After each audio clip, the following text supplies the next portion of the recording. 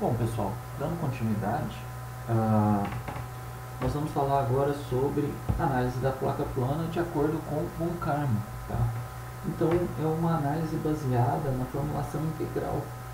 O que o von Karman fez em 1921 foi aplicar a formulação integral, tá? Vocês viram lá em Mecânica dos Fluidos 1, ao problema do escoamento sobre uma placa plana. Tá? E aí está esquematizado dessa forma. Então aqui nós temos uma velocidade com uma corrente livre, um infinito.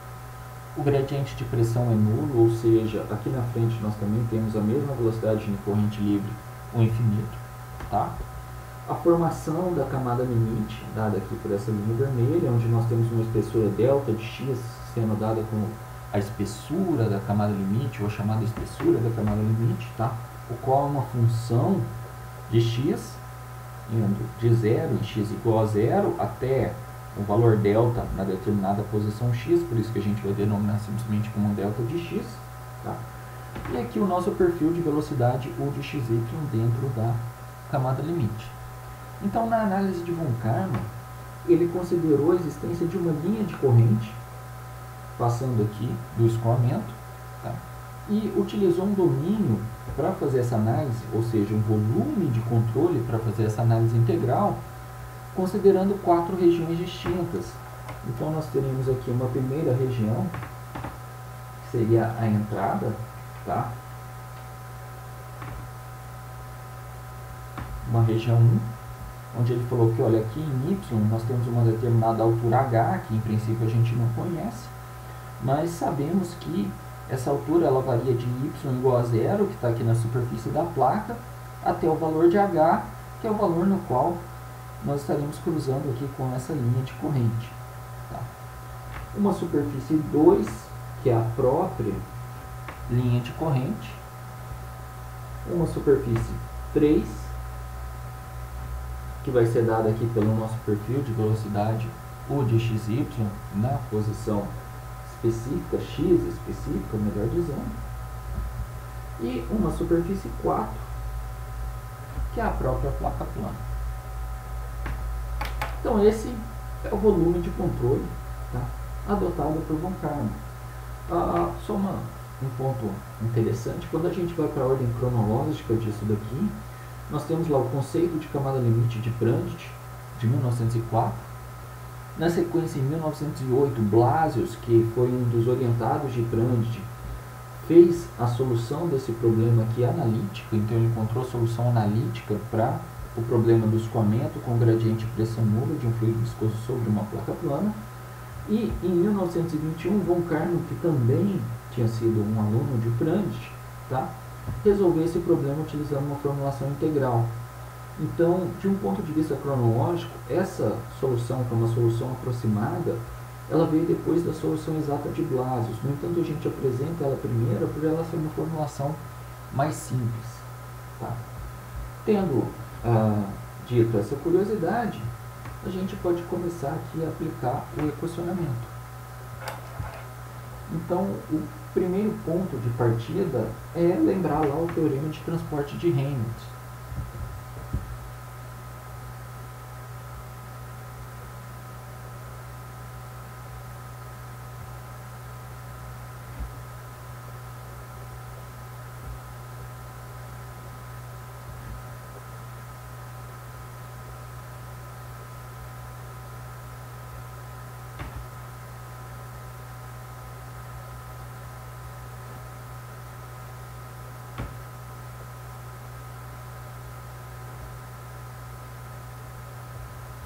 Então, nós podemos escrever o teorema de transporte de Reynolds como sendo d dt da quantidade B para um sistema igual ao del t da integral no volume de controle de beta rho dV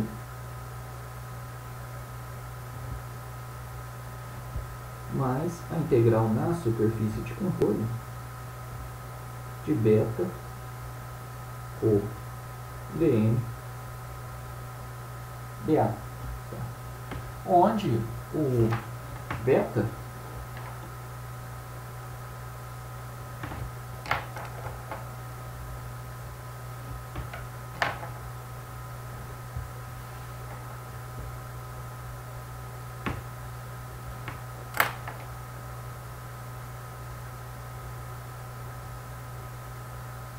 por definição, não é nada mais do que a grandeza implícita correspondente ao B, ou seja, dB dm, tá? Beta é o diferencial de B em relação à massa. Bom, então para fazer a aplicação, nós vamos determinar qual é a grandeza B que nós queremos trabalhar e fazer a substituição na equação do teorema de transporte de Reynolds. Lembrando que o que o teorema de transporte de Reynolds está fazendo é simplesmente a adequação do nosso equacionamento, tá, escrito inicialmente para um sistema, para um volume de controle. Então, para aplicar isso em relação à conservação da massa,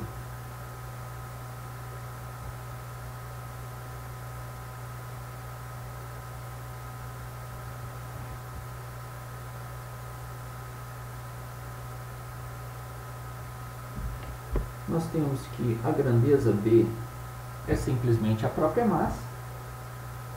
E aí é lógico que se beta é definido como sendo dB dm, nós vamos ter dm dm, nada mais é do que 1.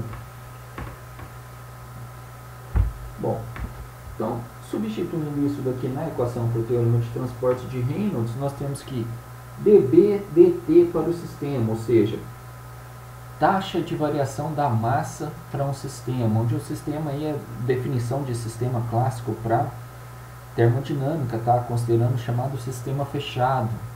E aí a massa é fixa, então não existe taxa de variação dessa massa, ou seja, para um sistema, dm dt é igual a zero. E, consequentemente, da equação, nós vamos ter que o del t da integral do volume de controle de beta rho dV, mas o beta é igual a 1. Então vai sobrar simplesmente rho dV, onde lembrando que esse Vzinho cortado aqui é um diferencial de volume, tá? Mais a integral na superfície de controle de rho ou beta rho Vm, então rho Vm dA.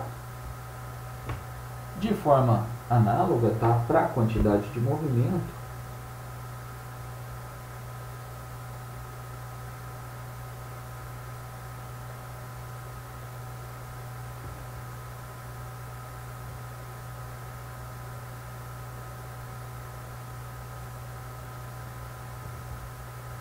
nós temos que o B é igual a mv, logo beta vai ser dmv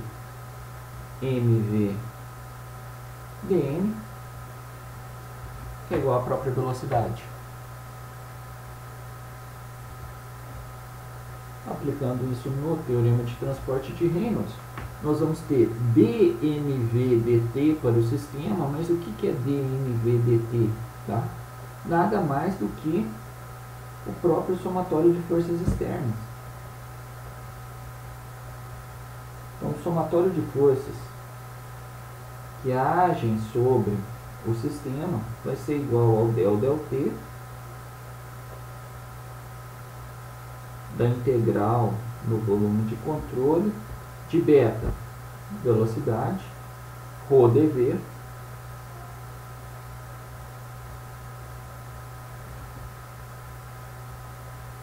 mais a integral ao longo da superfície de controle de V rho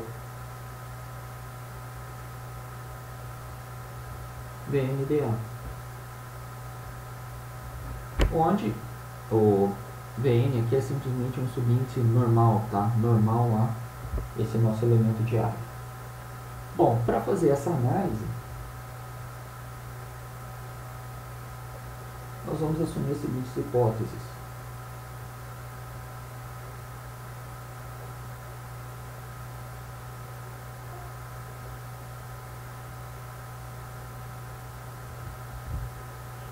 Então, primeira coisa, que isso acontece em regime permanente.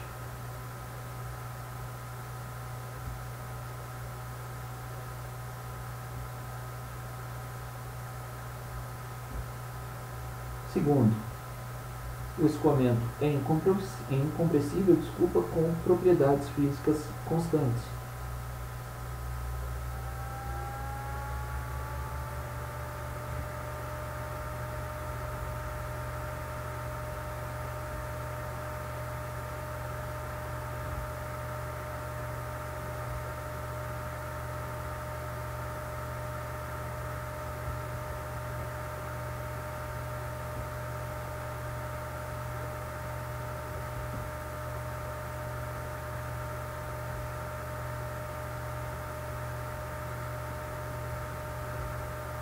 E aí, fazendo essas considerações,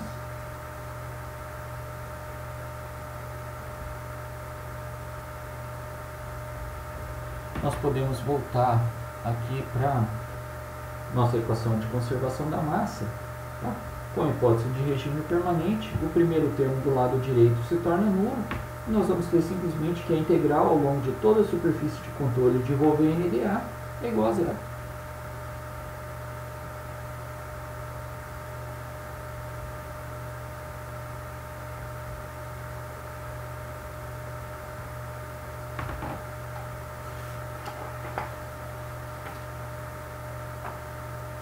Bom,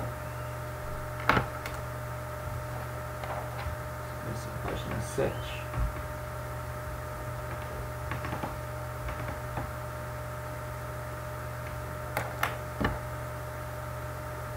Como a superfície superior é uma linha de corrente, a superfície inferior do nosso domínio é uma parede sólida, tá? Ou seja, a superfície que nós chamamos de 2 aqui no nosso volume de controle é uma linha de corrente e a superfície que nós chamamos de 4 é uma parede sólida, não existe fluxo mássico através dessas duas superfícies, tá? Então aqui é impermeável, o fluido não vai atravessar essa parede e, por definição, não vamos ter uma componente de velocidade atravessando uma linha de corrente, caso contrário não seria uma linha de corrente.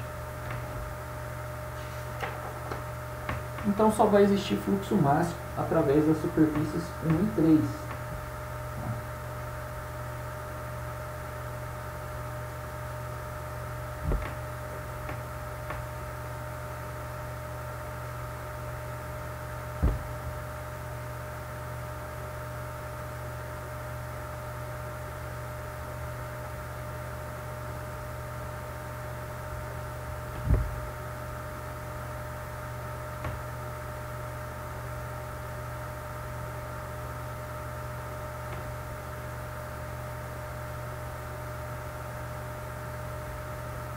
E aí nós podemos reescrever a equação como sendo a integral na superfície 3, ou seja, de y igual a zero aqui na superfície da placa até y igual a delta, tá? Aqui no nosso limite da camada limite, que coincidentemente nesse ponto é o mesmo da linha de corrente,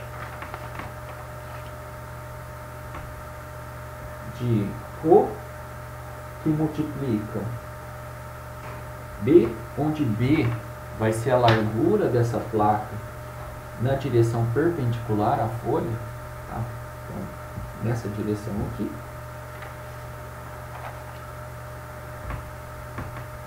que multiplica o nosso perfil de velocidade, vamos chamar aqui, para deixar mais conciso, só de μ de y, tá? Na realidade seria μ de xy, né? Vezes dy. Tá? Menos, eu já transformei a integral em área numa integral de linha, tá? Fazendo isso. Menos ρ, que multiplica velocidade normal com infinito, vezes a largura na direção perpendicular à folha B, vezes a altura H. Isso igual a zero. Que é aqui para a nossa superfície de entrada, superfície 1. Então, essa área aqui é simplesmente B vezes H. Isso é uma constante. E a velocidade que está multiplicando aqui, que está passando por essa área, é o infinito, que também é uma constante. Tá? Ao contrário aqui do outro lado, onde nós temos um U como uma função de Y, então Não tem como, em princípio, a gente tirar isso da integral. Bom, isso igual a zero. Reescrevendo, ρ e b são constantes. Então, nós podemos falar que ρ vezes b, que multiplica a integral de 0 até delta, onde delta é a espessura da camada limite na posição x analisada, de u na posição x analisada como uma função de y vezes dy, menos ρ vezes o infinito vezes b vezes h, vai ser igual a zero. Tá? Reescrevendo isso como uma função de h, ou melhor dizendo, explicitando o h, nós podemos dizer que o h nada mais vai ser do que 1 sobre o infinito, que multiplica a integral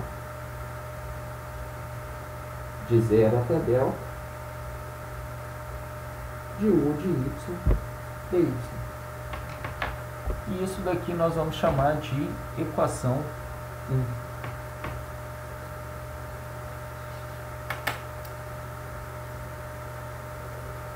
Bom, para a quantidade de movimento linear na direção x,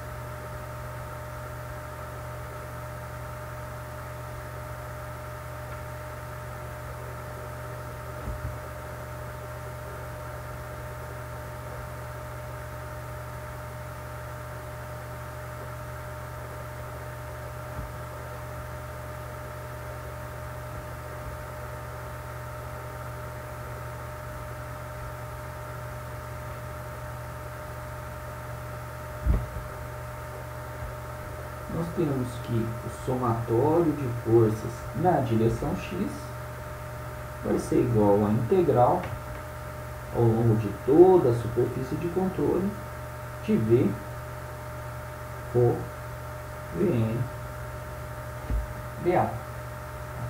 Agora, observa aqui, quais vão ser as forças que nós vamos ter na direção x para esse problema específico. Tá? A força de arrasto aqui junto à placa plana.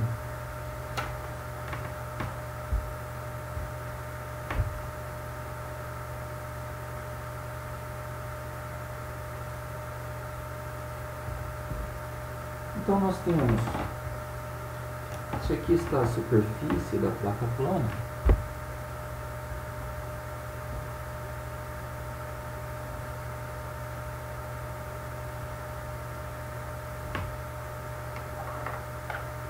O fluido vai exercer uma força sobre essa superfície na direção do escoamento.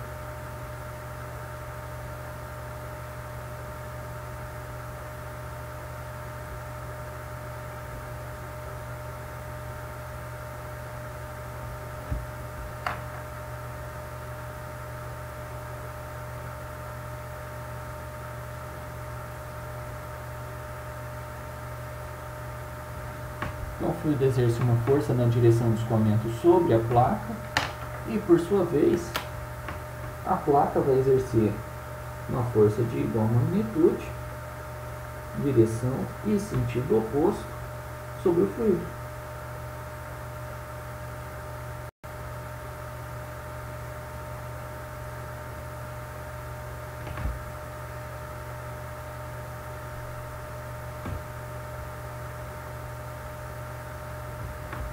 Então, quando nós formos considerar o efeito dessa força, tá, ela vai estar atuando na direção oposta ao nosso eixo coordenado, que nós definimos o x aqui, ó, crescendo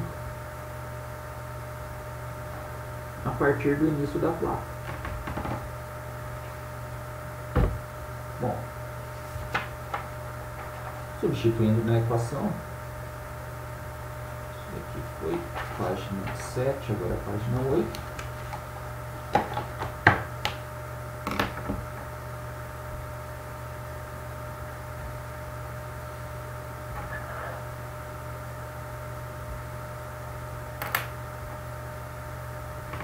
Então nós nós vamos ter o nosso somatório de forças limitado à força de arrasto na direção X, e aí entrando o sinal negativo porque ela está atuando no sentido contrário ao que nós definimos para o nosso eixo. Tá? E isso daqui vai ser igual, de novo, a integral de 0 a delta lá na superfície 3, de U de y, vezes ρ, vezes o próprio U de y, que é a velocidade normal, tá? Vezes b dy, menos essa integral aplicada na superfície 1, que vai nos resultar simplesmente 1 infinito, vezes ρ, vezes o próprio 1 infinito, que é a componente normal, vezes b vezes h. Então, aplicação na superfície 3, aplicação na superfície 1. Tá? Não temos fluxo de quantidade de movimento passando pela superfície 2, nem fluxo de quantidade de movimento passando pela superfície 4. Então, reescrevendo essa equação,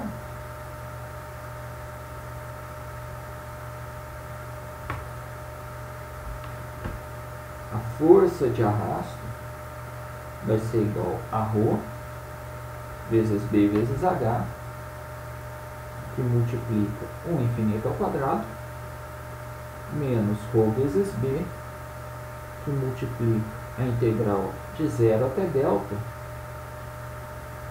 de u ao quadrado de y, vezes dy. E a gente pode chamar isso daqui de uma equação 2. Tá? Bom, se nós substituirmos agora a equação 1 na equação 2,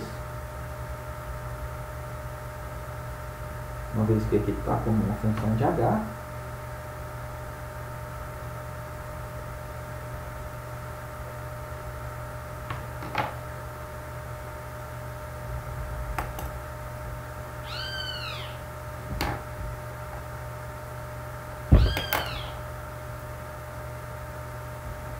nós chegamos que a força de arrasto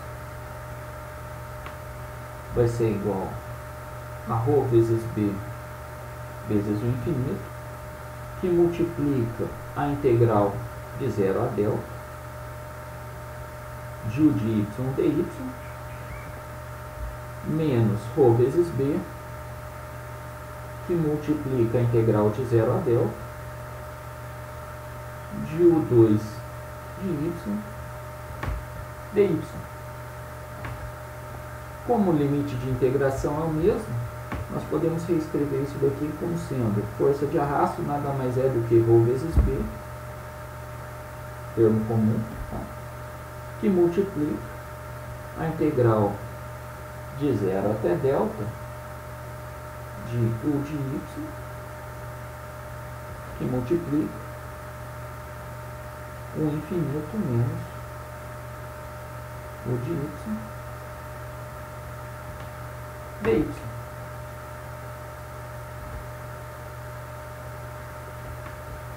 Reescrevendo esse termo, tá? Se nós multiplicarmos e dividirmos essa expressão por o infinito ao quadrado, nós vamos chegar aqui, a força de arrasto nada mais é do que ρ vezes b vezes o infinito ao quadrado, que multiplica a integral de 0 até delta de u de y dividido por 1 infinito, que multiplica 1 menos o de y sobre o infinito vezes dy. Aí podemos chamar essa equação aqui de equação 3. Bom, o que nós vamos fazer agora vai ser definir uma nova variável.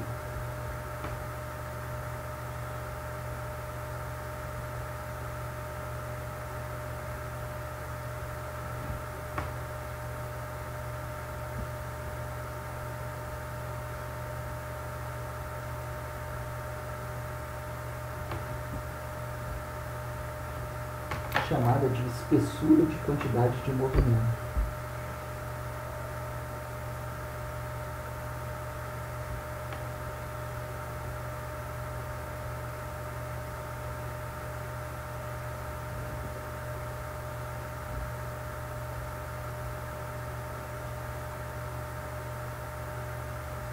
Lembrando que o que nós estamos fazendo aqui, tá, é simplesmente tentando replicar os passos de von Karman. E essa variável, ela vai ser definida como sendo essa própria integral aqui. Então nós vamos ter que θ, a espessura da quantidade de movimento, vai ser igual a integral de 0 até delta de u de y sobre o infinito, que multiplica 1 menos u de y sobre o infinito vezes dy. Bom, e com essa definição nós podemos voltar aqui e substituir na equação 3.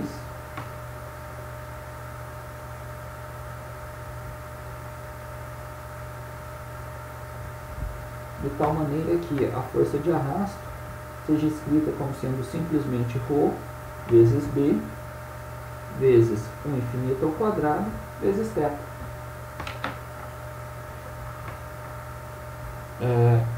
E aí vamos chamar isso daqui de equação 4. Acho que eu estou tendo um probleminha com o vídeo de acordo com a variação da luz, tá? Então o vídeo também já está aí com 26 minutos. A gente vai interromper esse vídeo aqui, tá? E vamos continuar com a análise no próximo vídeo, tá? Simplesmente uma sequência partindo daqui dessa equação 4. É isso, pessoal. Muito obrigado.